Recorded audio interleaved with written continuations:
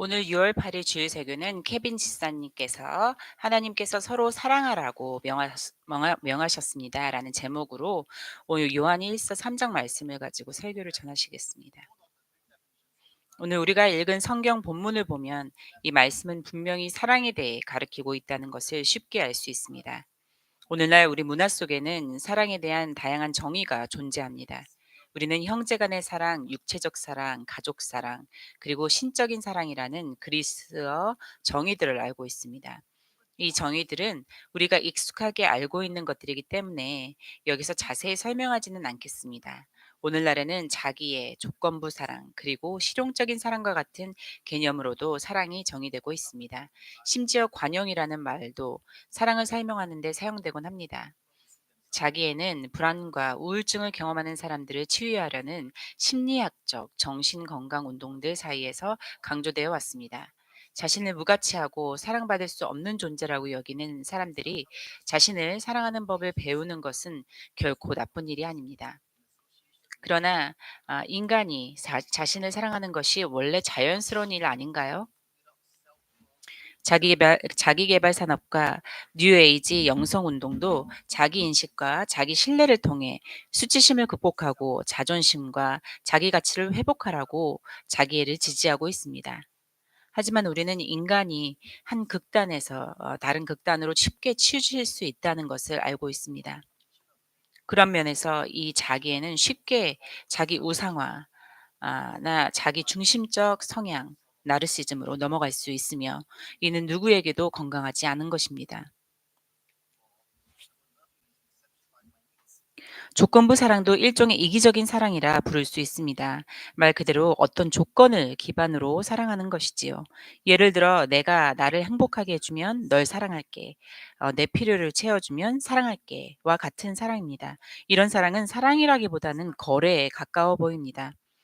공리적 사랑, 즉 실용적 사랑도 조건부 사랑과 비슷하지만 편의나 이익에 기반을 둡니다. 이런 사랑은 깊이가 없으며 비용이 너무 커지거나 이익이 사라지면 쉽게 사라질 수 있습니다. 어떤 사람들은 관용 자체를 사랑이라고 여기기도 합니다. 내가 나를 사랑한다면 날 판단하지 말고 있는 그대로 받아줘야 해 라고 말하면서 자신의 신념, 행동, 삶의 방식 전부를 무조건 받아들이기를 요구합니다. 그러나 그들이 깨닫지 못하는 것은 사랑에는 반드시 바른 지적이 포함되어야 한다는 점입니다. 만약 당신이 사랑하는 사람이 위험한 길을 향해 가고 있다면 그를 말리고 돌아서도록 노력해야 하지 않겠습니까? 그가 위험 속으로 들어가는 것을 그냥 두는 것은 사랑의 표현이 아닙니다. 오늘 우리가 함께 읽은 성경 본문을 통해 우리는 진정한 성경적 사랑이 무엇인지 배우게 될 것입니다.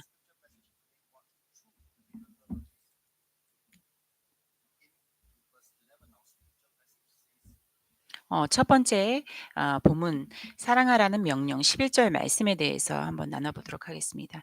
오늘 본문의 그 11절에서 사도 요한은 우리가 첫 메시지 때부터 들어온 그것을 강조하고 있습니다. 기억하시겠지만 요한일서 2장에서 요한은 독자들이 처음부터 들어왔던 옛 새 계명에 대해 썼습니다.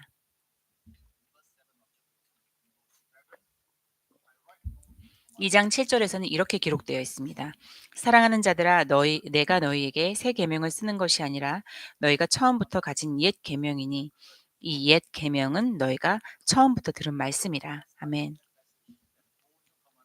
우리는 그 본문을 공부하면서 옛 새 계명 이 요한복음 13장 34절에서 예수님께서 주신 계명을 가리킨다는 것을 알게 되었습니다. 새 계명을 너희에게 주노니 서로 사랑하라. 내가 너희를 사랑한 것 같이 너희도 서로 사랑하라. 아멘. 이 계명은 그리스도인들이 서로를 사랑하되 그리스도께서 우리를 사랑하신 것처럼 사랑하라는 말입니다. 또한 우리는 이것을 통해 성경적인 사랑의 의미를 이해하게 되었습니다. 그것은 감정이 아니라 의지를 기반으로 한다는 것입니다. 감정은 쉽게 변하지만 의지와 헌신은 견고한 토대가 되어 변함없는 성경적 사랑을 가능케 합니다. 사랑은 그리스도의 복음 메시지의 중심 주제입니다. 요한복음 3장 16절은 이렇게 말씀합니다. 하나님이 세상을 이처럼 사랑하사 독생자를 주셨으니 이는 그를 믿는 자마다 멸망하지 않고 영생을 얻게 하려 하심이라. 아멘. 하나님이 이 세상을 이처럼 사랑하사 바로 하나님 아버지께서 우리를 사랑하셨기 때문에 그분은 자신의 독생자를 보내셨습니다. 이는 누구든지 예수님을 믿는 자는 멸망하지 않고 영생을 얻게 하시기 위함이었습니다.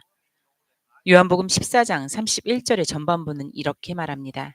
오직 내가 아버지를 사랑하는 것과 아버지께서 명하신 대로 행하는 것을 세상이 알게 하려 함이로라. 아멘. 이는 성자 예수님께서 아버지를 사랑하셨기 때문에 아버지의 명령을 순종하여 이 세상에 오시고 그 뜻을 이루신 것을 말합니다.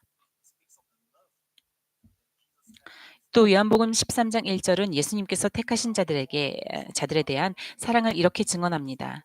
유월절 전에 예수께서 자기가 세상을 떠나 아버지께로 돌아가실 때가 이른 줄 아시고 세상에 있는 자기 사람들을 사랑하시되 끝까지 사랑하시니라. 아멘.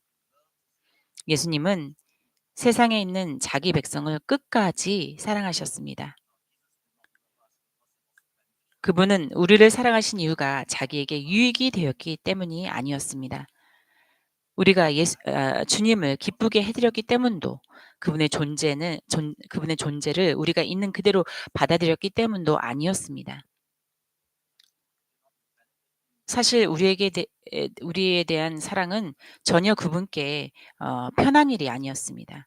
우리로 인해 이득을 본 것도 없고 우리가 그분을 사랑하게 만든 무언가를 한 것도 아니었습니다. 오히려 진실을 말하자면 우리가 하나님의 말씀에 불순종한 모습은 그분께 미움을 받을 만한 것이었지 사랑을 받을 만한 모습이 아니었습니다. 그럼에도 불구하고 예수님께서는 우리를 끝까지 사랑하셨습니다. 그 사랑은 그분으로 하여금 가장 고통스럽고 수치스러운 십자가의 죽음을 견디게 만들었습니다. 십자가에는 그분께 유익이 되는 것이 아무것도 없었습니다. 오직 고통과 고난뿐이었습니다. 그럼에도 불구하고 그분은 기꺼이 그 고통을 감당하셨습니다. 우리를 죄의 종살이에서 구속하시기 위하여 우리를 향한 사랑을 나타내시기 위하여 말입니다. 그렇기 때문에 예수님께서 우리에게 서로 사랑하라고 명령하신 것은 너무나 당연한 일입니다. 요한복음 13장 35절에서 예수님은 말씀하셨습니다. 너희가 서로 사랑하면 이로써 모든 사람이 너희가 내 제자인 줄을 알리라. 아멘. 서로 사랑하는 것은 우리가 예수님의 제자, 그리스도의 참된 추종자임을 나타내는 표입니다. 두 번째 본문 말씀으로 들어가겠습니다. 10절과 15절 말씀을 살펴보겠습니다. 하나님과 마귀의 대조에 대해서 먼저 나누겠습니다. 요한은 10절에서 이러므로 하나님의 자녀들과 마귀의 자녀들이 드러나나니 무릇 의를 행하지 아니하는 자나 또는 그 형제를 사랑하지 아니하는 자는 하나님께 속하지 아니하리라. 아멘. 라고 기록하였습니다. 이 구절에서 요한은 의를 행하는 것과 형제를 사랑하는 것을 동일하게 보았습니다. 사랑하는 것이 곧 의를 행하는 것이며 이것이 하나님의 자녀됨의 표시인 것입니다. 사랑의 부재는 마귀의 자녀된 자들의 특징입니다. 12절에서 요한은 마귀의 자녀가 어떤 식으로 행동하는지를 구체적인 예를 통해 설명하고 있습니다. 이렇게 기록하였습니다. 가인과 같이 하지 말라. 그는 악한 자에게 속하여 그 아우를 죽였으니 어찌하여 죽였느냐? 자기의 행위는 악하고 그 아우의 행위는 의로움이라. 아멘. 우리 대부분은 아담과 하와의 첫 두 아들에 관한 이야기를 알고 있지만 혹시 잘 모르시는 분들을 위해서 잠시 설명을 드리자면 이 이야기는 창세기 4장에 기록되어 있습니다. 그 내용은 다음과 같습니다. 가인은 땅을 경작하는 자였고 그래서 그는 땅의 소산으로 제물을 삼아 여호와께 드렸고 가인의 동생 아들은 양을 치는 자로서 양의 첫 새끼와 그 기름으로 드렸습니다. 여호와께서는 아벨과 그의 제물은 받으셨으나 가인과 그의 제물은 받지 않으셨고 이에 가인은 심히 분하여 그의 안색까지 변하였습니다. 두 형제 모두 자신의 수확물로 하나님께 제물을 드렸지만 하나님께서는 가인의 제물을 받지 않으셨습니다. 이에 대해 여러 가지 해석이 있지만 그중에서 더 논리적이라고 생각되는 해석은 가인이 하나님께 합당한 존경을 보이지 않았다는 것입니다. 잘 살펴보면 가인은 단순히 땅의 소산으로 제물을 드렸지만 아벨은 양의 첫 새끼와 그 기름을 드렸습니다. 가인은 자신의 수확 중 처음 난 것, 즉 첫 열매를 드리지 않았는데 이는 출애굽기 23장 19절의 첫 부분에서 내 토지 소산에 처음 익은 열매를 가져다가 내 하나님 여호와의 전에 드릴지니라. 아멘. 이라는 말씀과도 연결이 됩니다. 반면 아벨은 그 소유 중 가장 좋은 것을 드렸습니다. 양의 첫 새끼는 목자의 첫 수확물로 가장 귀하게 여겨졌고 기름은 고기 중에서도 가장 기름지고 귀한 부분이었습니다. 아벨은 하나님께 자신의 가장 좋은 것을 드렸지만 가인은 그렇지 않았습니다. 가인은 하나님께 드려야 할 첫 열매를 따로 구별하여 드리지 않았고 이는 그의 마음과 태도를 보여줍니다. 이러한 점에서 가인은 하나님의 명령을 무시하고 형제 아벨의 의로움을 시기하여 살인을 저지른 것입니다. 이것이 바로 사랑이 없는 자, 곧 마귀에게 속한 자의 전형적인 모습임을 요한은 설명하고 있습니다.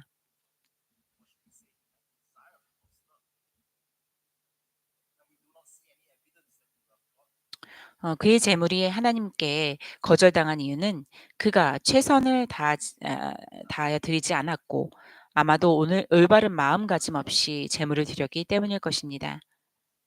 하나님의 거절에 대한 가인의 반응을 보면 그는 분명히 하나님의 인정을 원했으며 말하자면 하나님의 사랑을 갈망했다고 볼 수 있습니다. 하지만 그의 재물을 드리는 방식에서 하나님을 향한 사랑이 전혀 드러나지 않았습니다. 그가 하나님을 온전히 사랑했다면 그렇게 형식적이고 무성의한 제물을 드리지는 않았을 것입니다. 사랑받고자 하는 마음 자체는 잘못이 아니지만 가인의 경우 그 마음이 잘못된 동기에서 비롯되었고 결국 시기로 변질되었습니다. 가인의 동생 아벨이 자신이 가지지 못한 하나님의 인정을 받았을 때 그것은 곧 분노와 시기로 이어졌습니다. 8절에서 이렇게 기록합니다. 가인이 그의 아우 아벨에게 말하고 그들이 들에 있을 때 가인이 그의 아우 아벨을 쳐 죽이니라. 가인의 시기는 사랑을 향한 갈망을 살인으로 바꿔버렸습니다. 요한은 이를 두고 가인의 행위는 악하고 그의 아우의 행위는 의로움이라 라고 말합니다. 여기서 살인은 미움의 극단적인 표현이며 이는 사랑의 부재에서 비롯된 것입니다. 가인이 하나님을 사랑했다면 자신의 동생을 사랑했다면 결코 살인을 저지르지 않았을 것입니다. 사랑이 없는 삶은 곧 악한 행위이며 그것이 바로 마귀에게 속한 자의 특징임을 요한은 분명히 하고 있습니다. 사랑의 존재는 하나님의 자녀된 자의 특징입니다. 10절을 말씀을 보겠습니다. 반면 10절 마지막 부분에서 암시하듯이 사랑의 존재는 하나님의 자녀의 특징입니다. 이것은 예수님께서 이미 요한복음 13장 35절에서 선언하신 것입니다. 너희가 서로 사랑하면 이로써 모든 사람이 너희가 내 제자인 줄을 알리라. 아멘. 서로 사랑하는 것은 우리에게 본능적인 일이 아닙니다. 물론 우리가 매력을 느끼거나 사랑받을 만하다고 생각하는 사람을 사랑하는 것은 어느 정도 자연스러운 일입니다. 그러나 예수님의 명령은 그런 사람만을 사랑하라는 것이 아니라 형제를 사랑하라는 것입니다. 요한일서 3장 1절에서 우리는 하나님께서 우리에게 얼마나 큰 사랑을 베푸셨는지를 봅니다. 보라, 아버지께서 어떠한 사랑을 우리에게 베푸사 하나님의 자녀라 일컬음을 받게 하셨는가. 아멘. 하나님께서 사랑하신 자들이 곧 하나님의 자녀들이며 그렇다면 그분의 자녀들인 우리는 서로 형제자매인 것입니다. 이 말은 곧 하나님의 자녀인 우리는 서로를 사랑해야 한다는 의미입니다. 그런데 우리는 정말 모든 하나님의 자녀들을 사랑할 수 있을까요? 물론 세상의 모든 신자들을 다 사랑하자는 것은 조금 비현실적일 수도 있습니다. 그렇다면 그 범위를 한번 좁혀보겠습니다. 지금 이 교회 안에 있는 우리 형제자매들만이라도 진심으로 사랑할 수 있을까요? 우리는 정말 예수님께서 우리를 사랑하신 것처럼 서로를 사랑할 수 있을까요? 아니면 이 교회 안에 있는 누군가를 마음속으로 도무지 사랑할 수 없다고 느끼는가요? 사랑은 단순한 감정이나 취향이 아닙니다. 사랑은 하나님의 명령이며 그분의 자녀라는 증표입니다. 우리가 서로를 진정으로 사랑할 때에 세상은 우리가 하나님의 자녀임을 보게 됩니다. 그리고 그 사랑은 우리의 말이 아닌 행동을 통해 증명되어야 합니다. 누군가 이렇게 말한 적이 있습니다. 어떤 사람들은 사랑하기가 훨씬 더 쉽다. 정말 그렇지 않나요? 어떤 사람들은 우리가 별다른 노력을 들이지 않아도 쉽게 사랑할 수 있습니다. 그러나 어떤 사람들은 도무지 사랑하기 어려운 경우가 있습니다. 아무리 애써도 그들을 향한 사랑의 감정을 갖기가 쉽지 않습니다. 그 사람에 대해 뭔가 불편하게 느껴지고 함께 있을 때마다 마음이 상하거나 불편해지는 경우도 있습니다. 마치 그들의 몸에 가시가 달려 있어서 우리가 가까이 다가가면 찔리고 상처를 입는 듯한 그 느낌이 드는 것입니다. 김 목사님께서 이런 말씀을 한번 하신 적이 있습니다.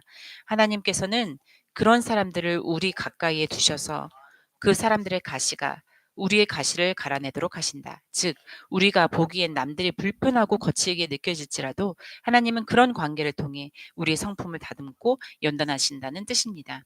우리가 누군가를 사랑하기 어렵다고 느낄 때 그 사람을 판단하기 전에 우리 자신을 돌보아야 합니다. 사실 우리도 누군가에게는 다가가기 어려운 사랑받기 힘든 사람일 수도 있습니다. 우리도 가시를 가지고 있고 그 가시로 인해 다른 사람들을 불편하게 만들 수도 있다는 사실을 잊지 말아야 합니다. 그러므로 우리가 보기에 사랑할 수 없는 사람이라 할지라도 그들을 사랑하려는 노력은 하나님을 믿는 자로서 우리가 반드시 감당해야 할 책임입니다. 그 사랑이야말로 우리가 하나님의 자녀임을 세상에 드러내는 증거가 됩니다. 예수님께서 우리를 사랑하셨던 것처럼 우리도 조건 없이 사랑하는 법을 배워야 합니다. 쉽게 사랑할 수 있는 사람만이 사랑하는 것은 누구나 할 수 있는 일이지만 진정한 사랑은 사랑하기 어려운 사람을 사랑할 때 비로소 나타납니다. 그것이 바로 우리 하나님의 자녀된 자들의 길입니다. 아, 사랑의 부재는 영적 죽음의 표시이다. 사도 요한은 14절에서 사랑의 존재와 부재를 영적 생명과 죽음에 연결짓습니다. 요한 1서 3장 14절은 이렇게 말합니다. 우리는 형제를 사랑함으로 사망에서 옮겨 생명으로 들어간 줄을 알거니와 사랑하지 않으려는 자는 사망에 머물러 있느니라. 아멘. 이 말씀을 보면 사망에서 생명으로 옮겨졌다는 표현이 육체적 죽음에서 육체적 생명으로 옮겨졌다는 의미가 아님은 명백합니다. 왜냐하면 그 근거가 형제를 사랑함으로에 있기 때문입니다. 우리의 경험으로 알 수 있듯이 누군가를 사랑한다고 해서 죽었던 사람이 다시 살아나는 일은 없습니다. 육체적으로 죽은 사람은 사랑할 수도 없고 사랑하는 것이 다시 살아난다는 조건이 될 수도 없습니다. 성경에서 생명과 죽음은 여러 경우 여러 영적인 의미로 사용됩니다. 이 구절에서도 요한 그런 의미로 말하고 있습니다. 즉 형제를 사랑하지 않는 자는 영적으로 죽은 상태에 머물러 있는 것입니다. 15절에서 요한은 더욱 강하게 말합니다. 그 형제를 미워하는 자마다 살인하는 자니 살인하는 자마다 영생이 그 속에 거하지 아니하는 것을 너희가 아는 바라. 아멘. 사랑의 부재는 단순히 감정의 부족이 아니라 영생이 그 속에 없음을 드러내는 증거입니다. 사랑하지 않음은 곧 미움이며 미움은 영적 살인의 뿌리입니다. 결국 사랑은 단순한 감정 이상의 것입니다. 사랑은 영적 생명의 증거이며 사랑의 부재는 영적 죽음의 징후입니다. 형제를 사랑하지 않는 사람은 하나님과의 생명적 관계 안에 있지 않다는 것을 요한은 분명하게 밝히고 있습니다. 형제를 향한 사랑의 부재는 영적 생명이 없다는 분명한 증거입니다. 형제를 사랑하지 않는 자는 죄 가운데 죽은 상태, 즉 영적 거듭남, 중생이 일어나지 않은 사람이라고 요한은 말하고 있습니다.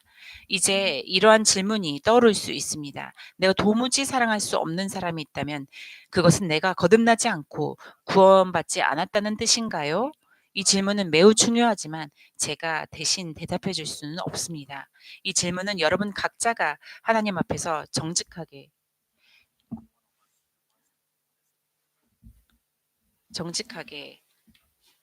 스스로에게 물어보고 답해야 할 질문입니다.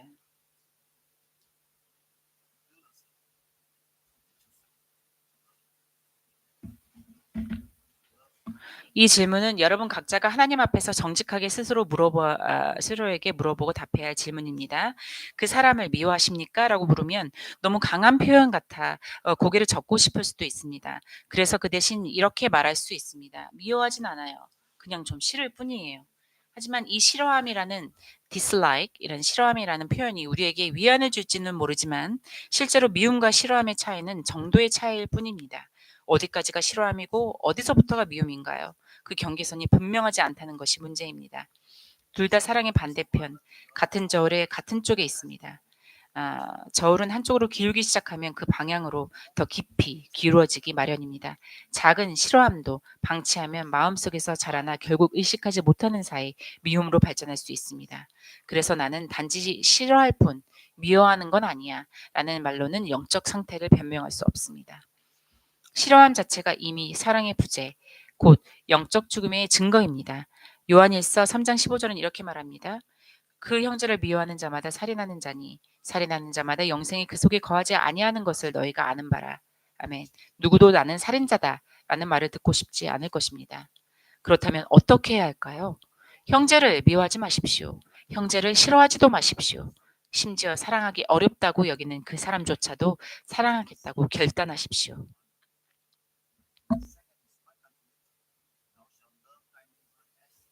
사랑의 존재는 영적 삶의 증거입니다.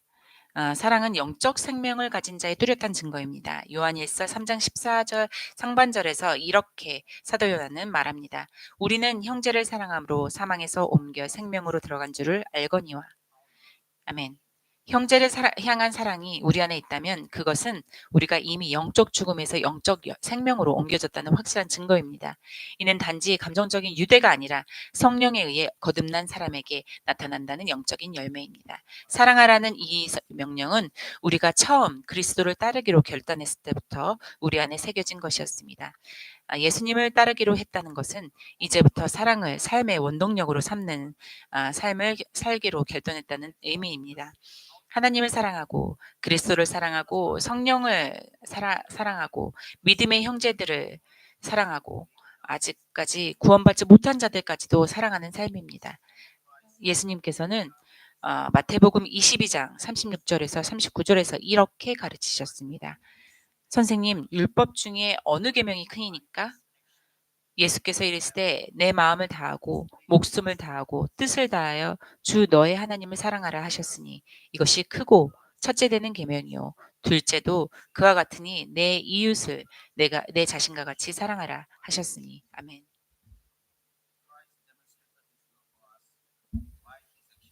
하나님을 사랑하고 이웃을 내 몸과 같이 사랑하라는 이 명령은 모든 계명의 중심이며 예수님의 모든 행위가 사랑을 바탕으로 한 것처럼 우리 삶의 모든 행동 또한 그분을 향한 사랑 위에 세워져야 합니다. 따라서 오늘 이 말씀을 통해 서로 사랑하십시오. 여러분이 사랑하기 어렵다고 느끼는 그 사람도 포함해서 말입니다. 왜냐하면 그것은 단지 권면이 아니라 주님의 명령이기 때문입니다. 그리고 예수님께서 이렇게 말씀하셨습니다. 너희가 나를 사랑하면 나의 계명을 지키리라. 아멘. 세 번째 본문 말씀 사랑의 행위에 대해서 나누도록 하겠습니다. 16절에서 18절 말씀을 살펴보겠습니다. 사도 요한은 단지 우리가 서로 사랑해야 한다는 계명만은 남기지 않았습니다. 그는 사랑이 무엇인지 그리고 어떻게 사랑해야 하는지도 역시 보여주었습니다. 요한일서 3장 16절 상반절에서 그는 이렇게 기록하였습니다. 그가 우리를 위하여 목숨을 버리셨으니 우리가 이로써 사랑을 알고 아멘. 우리가 하나님의 사랑을 알게 된 것은 바로 그리스도께서 우리를 위해 자신의 생명을 내어 주셨기 때문입니다.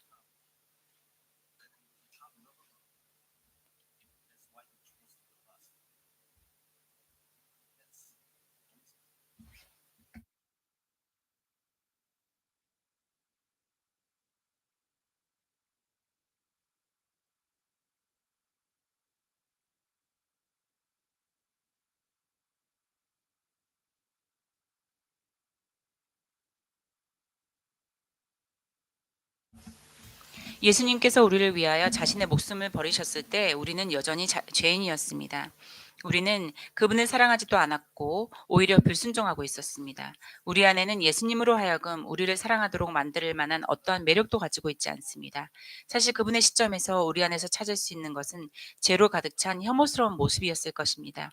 어떤 사람들은 하나님께서 우리가 나중에 사랑스러운 존재가 될 것을 미리 아셨기 때문에 우리를 사랑하셨다고 주장하지만 그것은 완전히 잘못된 생각입니다.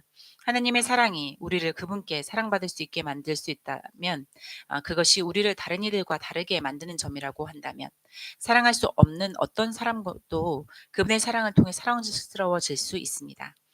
우리 안에 어떤 것도 과거, 현재, 미래를 막론하고 하나님께서 먼저 우리를 사랑하지 않으셨다면 그 누구도 그분의 사랑을 받을 만한 자격이 없습니다. 이것이 바로 그분께서 우리에게 보여주신 본입니다. 우리가 사랑스러워지기 전에 우리를 먼저 사랑하신 것입니다.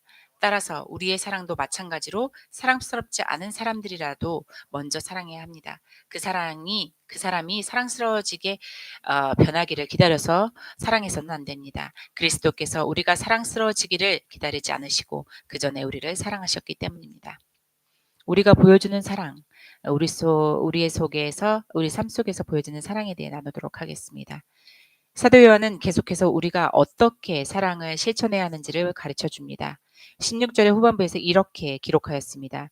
우리도 형제들을 위하여 목숨을 버리는 것이 마땅하니라. 우리도 형제들을 위하여 목숨을 버리는 것이 마땅하다는 이 가르침은 예수님께서 요한복음 15장 13절에서 직접 가르치신 내용을 다시 한번 강조하는 것입니다. 예수님께서는 서로 사랑하라는 계명을 주신 직후 이런 말씀을 하셨습니다. 요한복음 15장 12절과 13절을 함께 읽겠습니다. 내 생명은 곧 내가 너희를 사랑한 것 같이 너희도 서로 사랑하라 하는 이것이라. 사람이 친구를 위하여 자기 목숨을 버리면 이보다 더 큰 사랑이 없나니. 아멘. 다른 사람의 유익을 위하여 헌신, 그 헌신의 사랑은 그 유익을 위해 자신이 할 수 있는 모든 것을 마다하지 않고 행하는 것을 의미합니다. 심지어 그것이 자신의 생명을 내어주는 일일지라도 마다하지 않는 것이 진정한 사랑입니다. 이것이 우리 주 예수님께서 주신 명령이며 그분이 우리에게 본으로 보여주신 삶입니다. 그러므로 우리는 이 계명을 몰랐다고 말하며 변명할 수 없습니다. 이것이 바로 복음의 핵심 메시지이기 때문입니다. 그렇다면 어떤 분들은 제 삶 속에서 이렇게 생명을 내어줘야만 하는 극단적인 상황이나 기회가 없는데 그렇다면 저는 무엇을 해야 할까요? 라고 질문하실 수도 있습니다. 사도 요한은 그 질문에 대해 요한일서 3장 17절과 18절에서 이렇게 대답합니다. 누가 이 세상의 재물을 가지고 형제의 궁핍함을 보고도 도와줄 마음을 닫으면 하나님의 사랑이 어찌 그 속에서 거하겠느냐. 자녀들아, 우리가 말로 혀로만 사랑하지 말고 행함과 진실함으로 하자. 요한이 여기서 말하고자 하는 바는 우리가 일상생활 속에서 서로 사랑을 실천할 수 있는 기회가 매우 많다는 것입니다. 우리는 인생 속에서 그러한 극단적이고 궁극적인 희생의 순간이 오기만을 기다리며 살아갈 수 없습니다. 왜냐하면 그런 태도는 진정한 사랑에 보여주는 것이 아니기 때문입니다. 웨일즈의 신학자 찰스 헤럴드 노드는 이 본문에 대해 다음과 같이 말했습니다. 초대 교회 시대에는 그리고 분명히 오늘날에도 형제를 위하여 목숨을 버리라는 이 계명을 문자 그대로 순종해야 하는 비극적인 상황들이 존재했습니다. 그러나 인생의 모든 순간이 비극적인 것만은 아닙니다. 그럼에도 불구하고 동일한 행동 원칙은 일상의 모든 순간에도 적용되어야 합니다. 이 원칙은 예를 들어 우리가 자신을 위해 사용하려던 돈을 더 가난한 이의 필요를 채우기 위해 사용하는 것과 같은 희생을 요구할 수 있습니다. 결국 이것도 동일한 행동 원칙입니다. 비록 강도는 낮지만 그것은 다른 사람의 삶을 풍요롭게 하기 위해 우리 자신의 삶에 가치 있는 어떠한 것을 내어주는 태도입니다. 이처럼 일상적인 생활 상황 속에서 요구되는 최소한의 사랑의 법칙에 대해서 어떠한 반응조차 없다면 우리가 스스로를 하나님의 가족, 곧 사랑이 생명의 원리이자 영원한 생명의 증거로 작용하는 영역 안에 있다고 주장하는 것은 헛된 일일 뿐입니다. 인용을 마칩니다. 사도 요한은 우리가 말이나 혀로만이 아니라 행동과 진실함으로 사랑해야 한다는 것을 매우 분명하게 말하고 있습니다.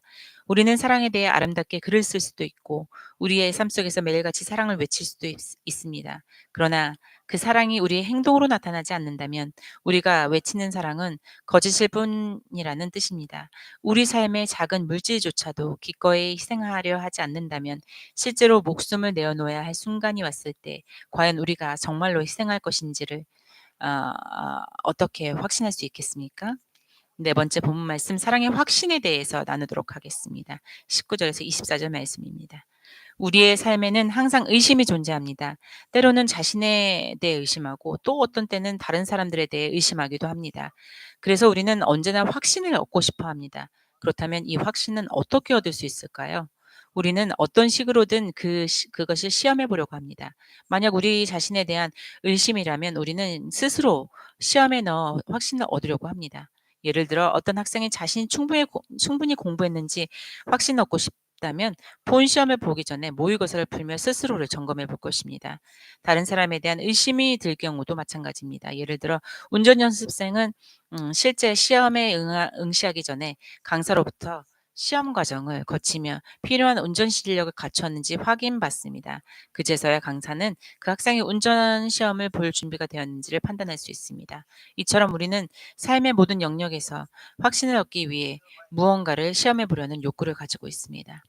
사도 요한은 요한일서 3장 19절에서 우리 삶 속에 사랑이 존재하는 것이 우리에게 확신을 준다는 사실에 대해 말씀하고 있습니다. 19절은 이렇게 기록하게 되어 있습니다. 이로써 우리가 진리에 속한 줄 알고 또 우리 마음을 주 앞에서 굳세게 하리니 아멘. 우리 삶 속에서 사랑이 발견된다는 것은 우리가 그리스도 안에 있다는 확신을 갖게 해줍니다. 그러나 여기서 요한이 말하는 사랑의 존재는 단순히 어떤 형태로든 사랑이 있다는 뜻이 아닙니다. 믿지 않는 사람들도 어떤 식으로든 사랑을 가지고 있을 수 있습니다. 예를 들어 가족이나 친구를 매우 사랑해서 그들을 위해 자기 희생적인 사랑도 보여줄 수 있습니다. 그러나 여기서 말하는 사랑의 존재는 단지 가까운 사람들과의 친밀한 사랑을 의미하는 것이 아닙니다. 이 사랑은 반드시 모든 믿는 자를 하나님의 자녀라 불리는 모든 사람들에게까지 확장되어야 하는 사랑입니다. 우리가 진리 속에 속한 줄을 아는 것 19절의 전반부에 대해서 보겠습니다. 이 사랑의 존재로 인해 우리는 우리가 진리에 속한 줄을 압니다. 우리가 진리에 속했다는 표현은 우리가 진리에 속해 있다는 뜻이며 이는 우리가 그리스도께 속해 있다는 의미입니다.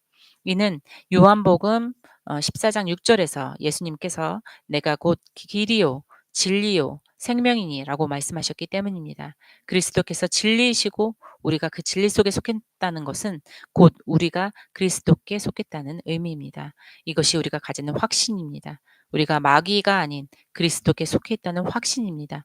이것이 얼마나 놀라운 확신입니까? 우리가 그리스도께 속해 있고 진리에 속해 있으며 하나님의 자녀이지 마귀의 자녀가 아니라는 사실 말입니다.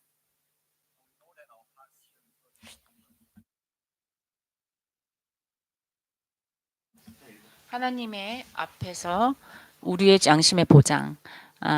이 확신은 하나님 앞에서 우리의 양심을 보장하는 추가적인 이점을 가지고 있습니다. 이제 19절 후반부를 읽겠습니다. 또 우리 마음을 주 앞에서 굳세게 하리니 20절에서 우리 마음이 혹 우리를 책망한 일이 있어도 라고 기록되어 있기 때문에 여기서 우리 마음은 우리의 양심을 가리키는 것이라는 것을 알 수 있습니다. 우리의 양심은 마음에 새겨진 주님의 율법으로 인해 우리를 책망할 수 있습니다. 이것은 히브리서 10장 16절에서 가르쳐 줍니다. 주께서 이르시되 그날 후로는 그들과 맺은 언약이 이것이라 하시고 내 법을 그들의 마음에 두고 그들의 생각이 기록하리라 하신 후에 아멘. 하나님께서는 그분의 법을 우리의 마음에 두셨고 우리는 이것을 양심이라고 부릅니다. 우리가 마음속에 있는 법을 어기는 죄를 지었을 때 양심이 우리를 책망할 것입니다. 우리는 이것을 잘 알고 있습니다. 왜냐하면 우리가 하나님의 법을 어겼을 때 양심에 찔렸을 것이고 불순종으로 인해 느낄 죄책감 때문에 마음이 아플 것이기 때문입니다. 비록 우리의 양심이 우리를 실패자로 책망하더라도 하나님께서는 우리의 마음보다 크시고 모든 것을 알고 계신다고 확신할 수 있습니다. 우리는 죄인이며 죄를 짓기 때문에 어느 시점에 우리 마음이 우리를 정죄하는 것은 불가피한 일입니다. 그러나 하나님께서는 우리의 마음보다 더 자비로우시며 모든 것을 아신다는 확신을 주십니다. 하나님께서는 우리의 죄만 아시는 것이 아니라 우리가 그리스도를 따라 그분께서 우리를 사랑하셨던 것처럼 서로 사랑하고자 하는 우리의 사랑과 열망도 아십니다. 사무엘상 16장 7절 후반부에는 이렇게 기록되어 있습니다. 내가 보는 것은 사람과 같지 아니하니 사람은 외모를 보거니와 나 여호와는 중심을 보느니라 하시니라. 사람은 외모나 외적인 행동만을 보지만 하나님께서는 그 마음의 중심을 보십니다. 그분은 우리의 행동뿐만 아니라 그 행동 뒤에 의도를 통해서 우리를 판단하십니다. 하나님은 모든 것을 아시며 우리의 마음과 비록 외적인 행동이 우리의 바람과 일치하지 않을지라도 우리가 하고자 하는 바를 아십니다. 하나님은 우리 마음에 있는 것을 보시고 판단하십니다. 만일 우리의 마음에 사랑이 있다면 그것이 비록 연약하고 불완전할지라도 우리는 하나님의 임재 앞에 담대히 나아갈 수 있는 확신을 가질 수 있습니다.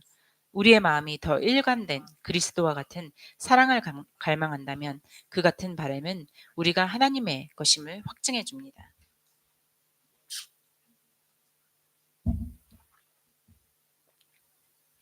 내가 사랑할 수 없는 사람을 만났을 때 그것이 내가 거듭나지 않았고 구원을 받지 못했다는 의미인가요? 라고 우리가 앞서 나누었던 질문처럼 그러한 질문을 하고 있다는 사실 자체가 우리에게 그 사랑할 수 없는 사람을 사랑하고자 하는 열망을 가지고 있다는 것을 보여줍니다.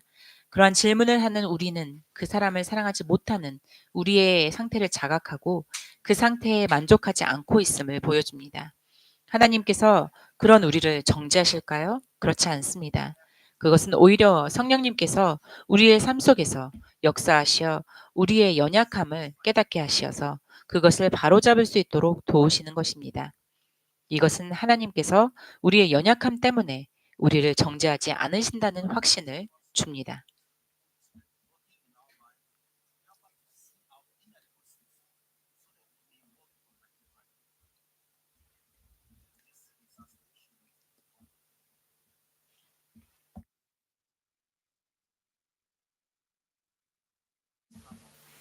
확신의 열매 21절에서 24절 말씀을 또 살펴보겠습니다. 하나님 앞에서의 담대함 21절. 이는 21절 마지막 부분에 나타나 있습니다. 하나님 앞에서 담대함을 얻고 하나님께서 우리를 정죄하지 않으신다는 확신이 있을 때 우리는 하나님 앞에서 담대히 설 수 있습니다. 우리는 두려움이 아닌 담대함으로 하나님 앞에 나아갈 수 있으며 비록 우리가 불완전할지라도 하나님께서 우리를 하나님의 자녀로 보신다는 확신 가운데 설 수 있습니다. 우리는 그리스도께서 우리를 사랑하신 것처럼 사랑하려고 끝없이 노력하지만 우리의 연약함으로 인해 계속 실패할 수 있습니다. 그럼에도 불구하고 하나님께서는 우리를 있는 그대로 받아주신다는 확신을 가질 수 있으며 우리의 연약함이 하나님께서 우리를 거절하게 만들 것이라는 두려움이 없는 그분 앞에, 두려움 없이 그분 앞에 나아갈 수 있습니다. 기도의 응답에 대한 확신에 대해서 나누겠습니다. 계속해서 22절을 읽으시면 성경은 우리에게 이렇게 가르칩니다. 무엇이든지 구하는 바를 그에게서 받나니 이는 우리가 그의 계명을 지키고 그 앞에서 기뻐하시는 일을 행함이라. 아멘. 이 말씀은 기도 응답에 대하여 말하고 있습니다. 사랑은 하나님의 말씀에 대해 순종하는 중심이며 우리가 사랑할 때 비로소 우리는 하나님께 순종하게 됩니다. 그러므로 우리 삶에 사랑이 있다는 것은 우리가 하나님의 뜻에 자신을 복종시켰다는 증거입니다. 하나님은 자신의 뜻에 복종한 자들에게 기도응답이라는 축복을 내려주십니다. 하나님의 자녀로서 우리는 하나님께 구할 권리를 가지고 있습니다. 물론 하나님께서 우리의 기도를 응답하시는 것은 여전히 그분의 뜻에 달려 있습니다. 그러나 우리가 하나님을 진정으로 알고 사랑한다면 우리는 하나님의 뜻에 따라 구하게 되고 하나님께서는 그러한 기도에 응답하십니다. 이것은 마치 우리가 부모님께 무언가를 구하는 것과 같습니다. 부모님께서 우리가 구하는 것을 주실지는 그분들의 뜻에 달려 있습니다. 우리는 부모님을 알고 사랑하기 때문에 우리가 무엇을 구할 수 있고 무엇을 구해서는 안 되는지를 잘 압니다. 우리는 부모님께서 절대로 주시지 않을 불가능한 것을 알면서 그것을 구하지 않을 것입니다. 이와 마찬가지로 우리는 하나님께 절대 허락하시지 않을 것을 구하지 않습니다. 야고보서 4장 3절에 이렇게 기록되어 있습니다. 구하여도 받지 못함은 정욕으로 쓰려고 잘못 구함이니라. 아멘. 우리가 하나님을 진정으로 안다면 우리는 잘못 구하지 않을 것입니다. 우리는 하나님의 뜻에 따라 구하고 그 결과로 응답받는 기도의 축복을 누리게 될 것입니다. 결론을 맺겠습니다. 오늘 본문의 마지막 두 구절에서 요한은 이 서신의 주제를 다시 한번 강조합니다. 곧 예수님의 이름을 믿고 서로 사랑하며 그분의 계명을 지키는 것입니다. 우리가 이것들을 행할 때 우리는 그리스도께서 우리 안에 거하신다는 것을 알 수 있습니다. 이 본문을 통해 요한은 예수님께서 우리에게 주신 서로 사랑하라 라는 계명을 다시 한번 상기시켜 주었습니다. 예수님께서 우리를 사랑하신 것처럼 우리도 서로를 자기 희생적인 사랑으로 사랑해야 합니다. 우리가 이 사랑을 가지고 있다면 비록 그것이 연약하고 불완전할지라도 우리가 하나님의 자녀라는 증거가 됩니다. 우리는 하나님 앞에 담대히 설 수 있으며 하나님께서 우리에 있는 그대로 받아주신다는 확신 가운데 설 수 있습니다. 하나님의 자녀로서 우리는 하나님께서 무엇이든 구할 수 있는 권리가 하나님께 무엇이든 구할 수 있는 권리가 있습니다.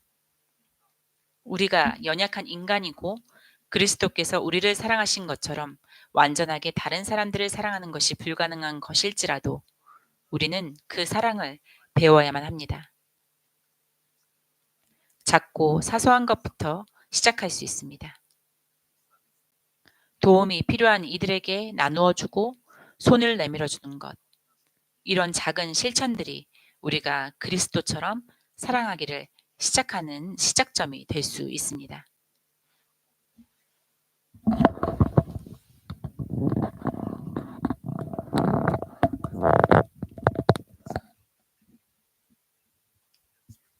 기도하시겠습니다.